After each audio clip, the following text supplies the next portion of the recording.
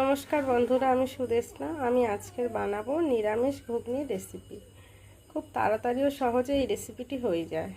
দুটো আলু নিয়েছি, 500 মটর নিয়েছি, ভিজিয়ে নিয়েছি আগে থেকে, টমেটো কেটে নিয়েছি, আদা গ্রেট করে নিয়েছি, কাঁচা লঙ্কা চিড়ে নিয়েছি।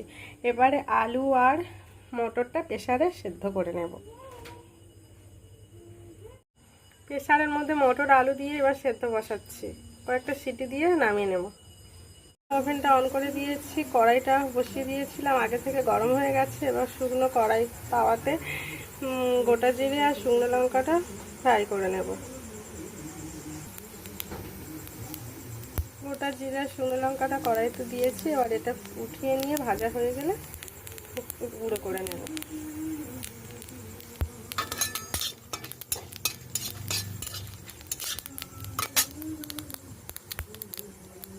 এটা হয়ে গেছে, এবার উঠিয়ে নেব। বন্ধুরা, উঠিয়ে নিয়েছি। এবার কড়াইতে সর্ষের তেল দেব। কড়াইতে তেল দিলাম পরিমাণ মতো।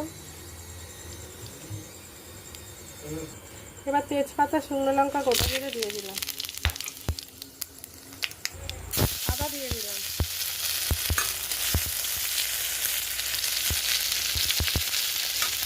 এবার টমেটো দিয়ে দিলাম,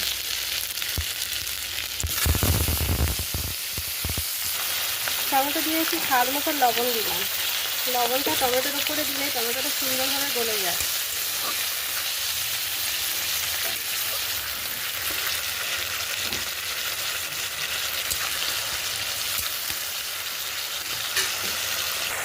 এবার একটু চিনি দেবো স্বাদের ব্যালেন্সটা ঠিক রাখার জন্য।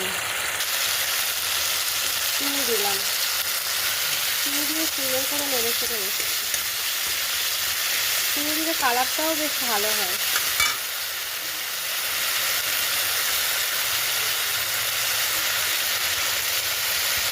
হলুদ দিলাম পরিমাণ মতন, আর একটু কাশ্মীরি লঙ্কার গুঁড়ো দেবো, আর একটু কাশ্মীরি লঙ্কার গুঁড়ো দিলাম দিয়ে একটু অল্প জল দেবো যাতে মশলাটা লেগে না যায়। অল্প একটু জল দেবো।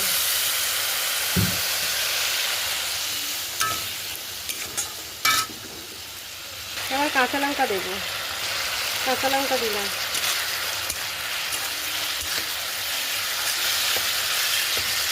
একটু জিরের গুঁড়ো আর একটু ধনিয়া গুঁড়ো দেবো। জিরের গুঁড়ো আর ধনিয়া গুঁড়ো দিয়ে দিলাম একসাথে।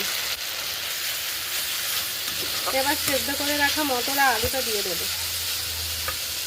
সেদ্ধ করে রাখা মটর আর আলুটা দিয়ে দিয়েছি।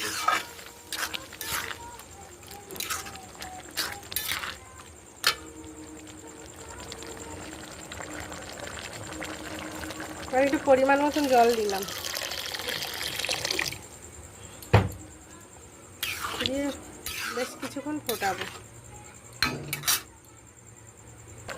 এবার একটু বেসন গুলিয়ে দিয়ে দিলাম, দিয়ে সুন্দর করে ফুটিয়ে নেব। এবার ভেজে রাখা মশলাটা গুঁড়ো করে নেব। বন্ধুরা, আমার ঘুগনিটা রেডি হয়ে গেছে। এবারে একটু গরম মশলা দিয়ে দেব, আর ভেজে রাখা মশলার গুঁড়োটা দিয়ে দেব। ভেজে রাখা মশলা গুঁড়োটা দিয়ে দিয়েছি। বন্ধুরা, আমার ঘুগনিটা দিয়ে দিয়েছি, দিয়ে গ্যাসটা অফ করে দিলাম। আমার নিরামিষ ঘুগনির রেসিপিটি রেডি হয়ে গেছে। রেসিপিটি কেমন হয়েছে জানিয়ে আমাকে কমেন্ট করবেন, সাবস্ক্রাইব করবেন, লাইক করবেন। নমস্কার।